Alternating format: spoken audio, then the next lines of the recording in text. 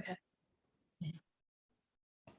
Schönen guten Morgen, mein Name ist Dietrich Tiessen und ich wohne hier in Calgary, Alberta, Kanada. Viele Leute, die fragen nach Immigration, Advice oder wie sie weiterkommen sollen und die wissen nicht, wo man hinkommt. Viele Sachen sind online. Ihr findet das in anderen Gruppen, in anderen Telegram-Chats.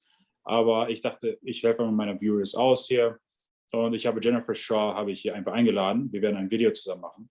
Dieses Video wird meistens hauptsächlich in Englisch sein. Und dann werde ich versuchen, das so gut zu übersetzen, wie ich kann, in der Description. Und dann werde ich auch einen Link zu ihrem YouTube-Channel lassen und auch zu ihrer Website, damit ihr euch weiterhelfen kann. Ich persönlich bin kein Immigrationskonsultant und habe auch kein Interesse im Moment, das zu machen, dieses Papier zu kriegen. Ich möchte auch kein Immigrations-Channel sein. Ich möchte einfach nur den Leuten eine Richtung geben und meinen Content weiter laufen lassen. Und ich hoffe, ihr versteht das. Wenn ihr irgendwelche Fragen habt, lasst die in Comment-Section oder schreibt Jennifer Shaw und sie wird euch helfen. Und dann werden wir jetzt zurück auf Englisch gehen. Good morning, Jennifer. How are you doing today? Good morning, Dietrich. I'm doing good. Awesome. So last time you and I spoke, we had a brief chat, and I asked a couple of questions just to make sure we have that again, or the people understand more who you are and what you do. Mm-hmm.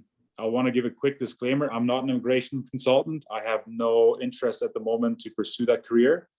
And I would like to pass that on to you if that's what you've been doing, right?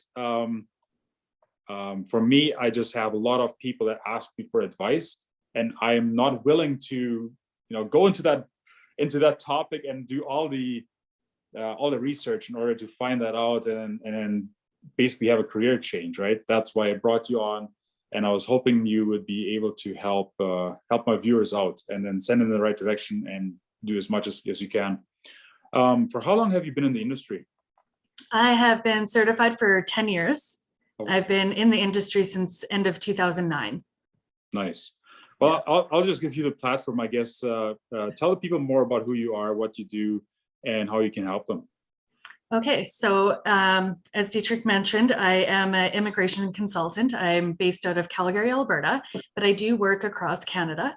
I also work globally when it comes to people wanting to immigrate to Canada.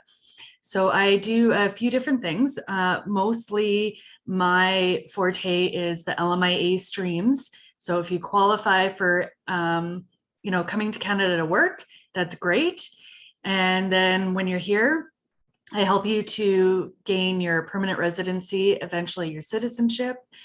I always start any conversation with where you're from, what you do, what your education is, and essentially doing a full assessment of your profile is essential to myself, to my team, to be able to direct you to where you need to be and what your best pathway to Canada would be.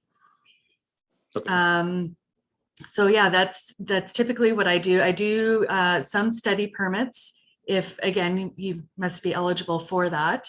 I don't do any refugee cases. That is one thing that if anybody contacts me for, I usually refer them to somebody else. What's the LMIA? So an LMIA is, it's an acronym, Labor Market Impact Assessment. It is what a Canadian employer needs to submit to our government, basically requesting them and authorizing them to be able to hire a temporary foreign worker or somebody of a foreign national. So basically, if my company has been posting ads, like I'm trying to hire, let's say, carpenters, right? And I haven't found anybody. I'm like, hey, I'm desperate. I really have the work lined up. I really need help. That's basically when I, as the employee or as a company, start an LMIA. Is that correct? That is correct. Okay, perfect. You, as a Canadian employer, you always need to be able to try to find somebody locally first. Mm-hmm. When you can't, that is when this process comes into play. So you do your advertising for your 4 weeks, and then we take the application from there and see what it is exactly that you need. Okay, interesting. And then how do the people, let's say, if they're interested, they want to move to Canada, they don't know where to start at all. like from the other side? Like where do they start? What do they do? So if I can do, I'm going to see if I can pull up my website just to kind of walk through. If anybody contacts me, this is where I direct them to, because again, doing the assessment first is essential. It gives me and everybody an idea of whether you are eligible, what your skill sets are, what programs would and can be available to you. Sometimes there could be only one way that you can come into Canada. I'm going to give you that along with all the information to do it yourself if you want to. If you want my services, there's also that pathway as well. So again, sometimes there is only one way, but sometimes there's multiple ways. And depending on where you are as a candidate in your life, you get to decide, oh, you know what, this is the way that I want to come into Canada. So it's kind of nice to be able to have options. I am going to see if I can find. Perfect, I can see a screen. You can see it? Yes. Okay, so this is my company. It's called LMIA Pro because we typically do start with an employer trying to find you a job. And if you are wanting to come into Canada, you can go to the website. There's multiple links and information on here, but as a candidate coming in from overseas, you're going to want to click on immigration.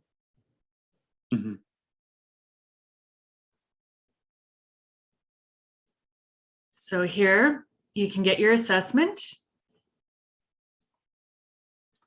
We have a little video on here that shows a couple different things that you might want to look into.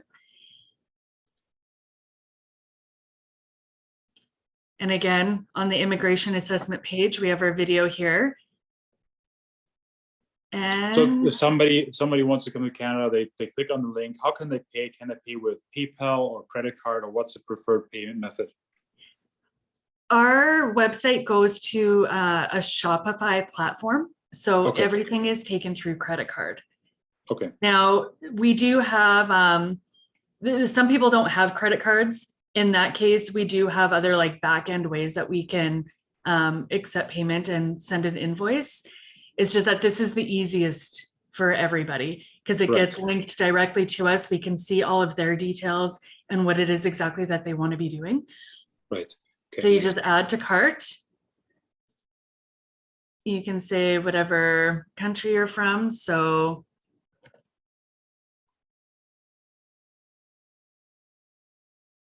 let's say the UK. You put in your first name, your last name, your email address, very important, so I know how to get in contact with you, phone number. And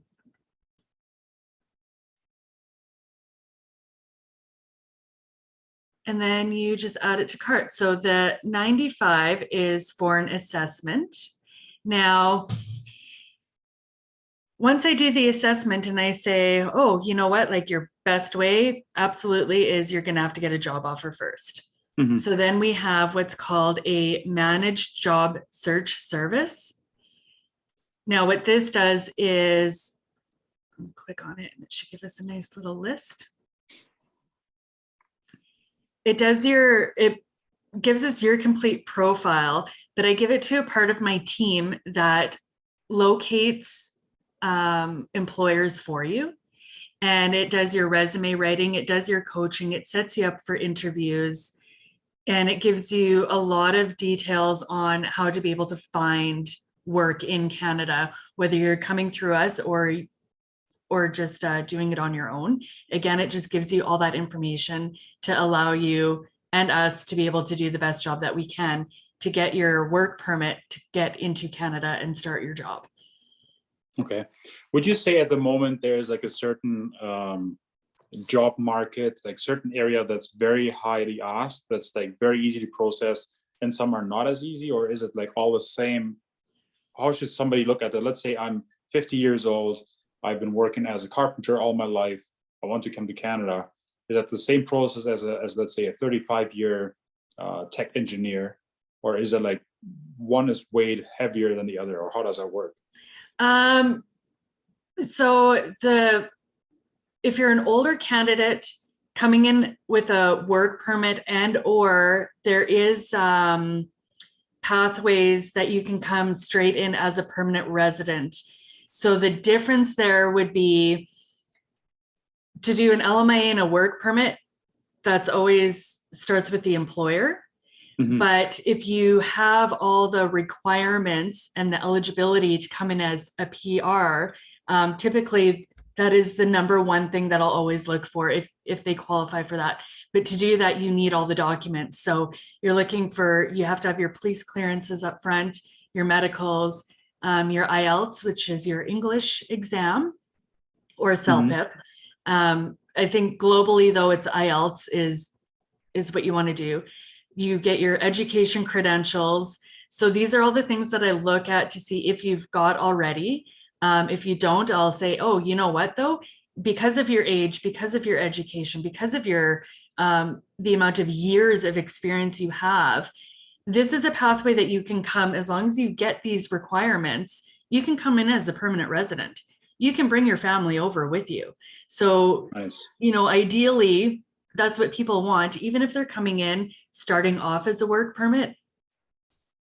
More often than not, their goal is to get their permanent residency. So again, that's where the options come into play of just looking, doing the profile first and where they are at in their life, how much experience they have, and education.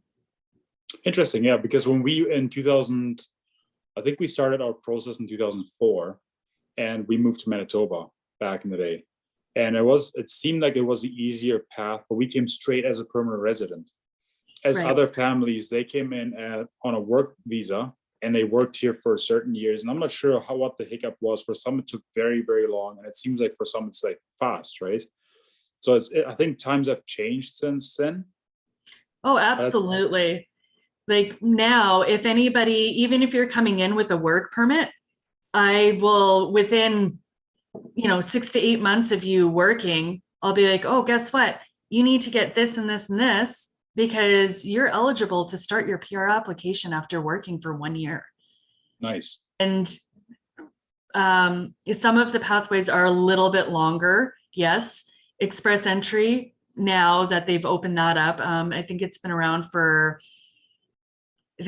entry has been around for about 6 or 7 years now. And they've changed it quite a bit, but that is the quickest way, to get in for PR, if you can.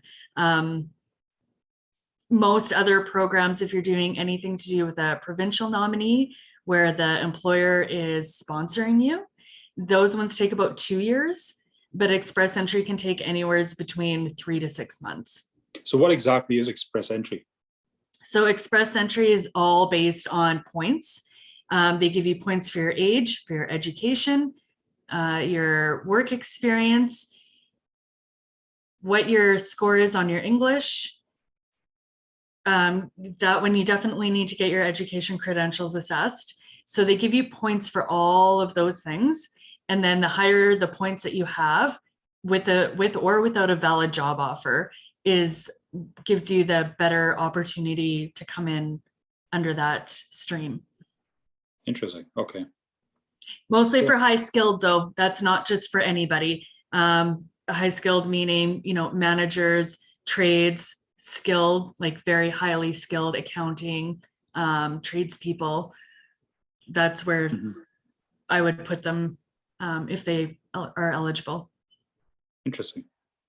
Oh, cool. Would you say Alberta is an easier province to move to, or would you recommend Yukon, like up north somewhere? Again, that's one of the things that I'm kind of picky and choosy with. Yes, I live in Alberta, but it's not necessarily the easiest.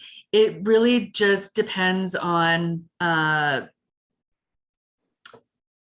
job title, because every province has their goals of what they want to be bringing in as well for tradespeople or skilled people. And sorry, I kind of lost my train of thought there. Oh, also, that was the other thing. If you have family here already, I always look at that, because I'm not going to send somebody, if you have family in BC, I'm not sending you to Ontario. I'm going to try to find you something that's in and around your family that's already here. Right. So what happens, let's say, because let's say my case, let's say I want to immigrate to Canada. I'm a carpenter. I have a wife. I have 4 kids. Let's say I get a work permit or a work visa to come work here. Everything is lined up. What happens to my wife? Can she work here as well? Or how does it work? Can I bring them with me? What's the whole process with that? Okay, so depending on the job title that the main applicant has, so no matter who applies with their assessment, I'll always kind of backtrack and be like, oh, what does your spouse do? Because sometimes they'll be the better applicant, meaning if you're higher skilled or you're in an O, A, or B occupation, which is hard for me to explain right now, but you need to be higher up for wages, you can bring in your family. So as a carpenter, you would get a trades work permit. We would get your wife an open work permit so she can come and work anywhere. And then we would get your children their study permits so that they can study while you and your wife are working, and until you're ready to, again, do your permanent residency. Okay. But if you're coming in as, say, you're lower skilled, you're a cashier, food counter attendant, stuff like that, you're coming in, you're working on your own, you can bring your family in at a later time. Okay. Yeah, it's very interesting because when my wife and I married, I was already PR. I've been PR since 2006, but in 2012 when we got married, I had to sponsor her, and there's 2 different ways of sponsorship, and we did the whole paperwork all by ourselves. And it's like, I hate paperwork. Like, it's something that I despise. And so a lot of people do. Yes, and it's like, the thing is, what they do is they look at the first page, no mistakes. Second page, oh, there's a mistake. Pack her up, send her back. Yeah. They're not looking over the whole thing where they say, well, there's 10 mistakes, please fix those. It's like, no, fix this. And then you fix that, you send it back again. And then they fix that, and then they go to the next page. Okay, it's good. Page 4, oh, you're missing one thing. Send it back again. And it's something that I learned the hard way. It's like, oh, wow. Like, once the process was done, like, it was just a nightmare. And because we sponsor them as, I think, outside of Canada, because there's 2 different ways. One is faster than the other one. Yeah. And yeah, by the time it was done, it didn't take too long. I think it was like within 9 months we had the whole paperwork. But my brother, for example, they were expecting, and she was not PR yet, and they had to, like, basically pay for the whole birth of their firstborn child, right? So that was like a whole experience that we went through at that time, and that's what I learned. Like, it's easier to work with a consultant that knows what they're doing, even if it's, like, I'm pretty sure you reach out to people constantly have questions, right? And I'm pretty sure that's something that you can assist them with as well, right? Yes. Okay, that's awesome. And your situation is a little bit different too. So if you become a permanent resident, and then you marry, then yeah, it's a different process altogether. You're right. I just found it very, like, going through the whole thing, I'm like, never again. It's yeah, it was worth it, but it's, well, hopefully never again.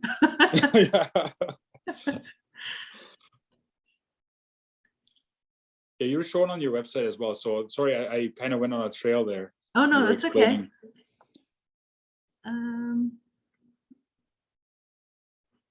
Oh no, I was just talking about the management services. So okay. Yeah, just, stating kind of what that looks like, what you're paying for in terms of services. And all your prices are in Canadian dollars? Yes. Okay.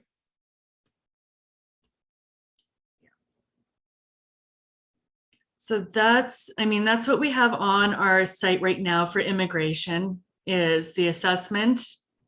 And then I send you your full assessment and you decide from there what it is that you want to do. Again, if you have options, if you only have the one option, you just let me know what you want to do. We send out a retainer agreement, accept payment, and get started right away. Nice. That sounds pretty easy to do, right? And we'll also leave a link in the description, so if people wanted to reach out to you, they can go on your website, or they can click on the link and basically find your website directly and reach out to you as well. Yes. Well, I've got website is always the better way. Even if somebody's trying to reach me through Facebook or LinkedIn or any of my any social media platforms, I'm still going to send you here. Yeah. I'm still going to do emails. I've got a lot of people that like to, do the messenger back and forth, but there's no way to track that. So right. I'll just keep pushing them to the website. Yeah. It's so much easier. Yeah, I agree. Awesome.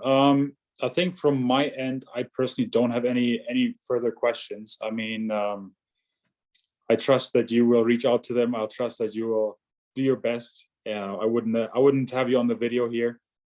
So I'm really excited to see how you're able to help my followers on YouTube. Like I said, I've had lots of comments, and people ask constantly, how do I do this? And some people, it almost sounds like they're desperate. They're like, I'll do whatever it takes. I'm like, slow down, hold your horses. Let's do this the right way, right? There's always one step at a time.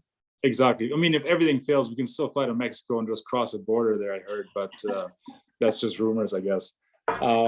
Don't do this. This is not legal advice. So, no, I really appreciate you coming on and explaining the process. You have a YouTube channel. Thank you for the invite. You have a YouTube channel as well, right? I do. Awesome. I just started something. I'm trying it out. It's again just lmiapro.ca. Nice. Yeah.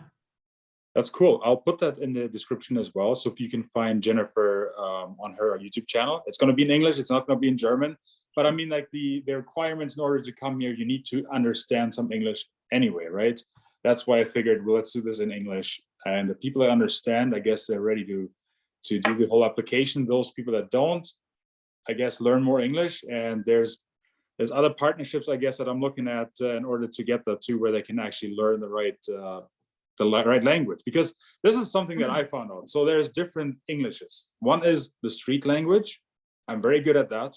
I talk like a fifth grader. But then there's the professional English language, right? And sometimes I find, I'm like, wow, this is overwhelming. These people sound so smart. And then I found out the biblical language is like another world itself. I'm like, I have to learn all this different English. There's so much to it, right? I can understand people on the street. I can do deals and everything, but once it comes to like technical stuff, I'm just, so it's definitely something that people need to look into as well in order to come here. Absolutely. Awesome. Well, thank you very much, Jennifer. I really appreciate you coming on here. I will leave all the links in the description. And for those people that watch this video to the end, please subscribe to Jennifer's channel as well. And then let's do a challenge for them. Like those people that actually watch to the end, let's do a challenge. Type in the comments, type in Jennifer's last name. Ooh. And then we can actually see how many people watched the whole video. I did this in my last video. I asked them, how many languages do I speak? And people guessed everything, like all these different languages. So I'll give them actually what I'll do is I'll tell them right here what languages I speak. I speak German. I speak English. I do not speak French. I mean, only if I'm mad. I speak Low German. Very good. And I do not speak Russian. A lot of people ask me as well if I speak Russian. I have a demographic in Russia, actually, Moscow. So it's kind of interesting. So thank you very much for watching, everyone. And I wish you guys have a great day. Don't forget to subscribe and see you in the next video. Take care.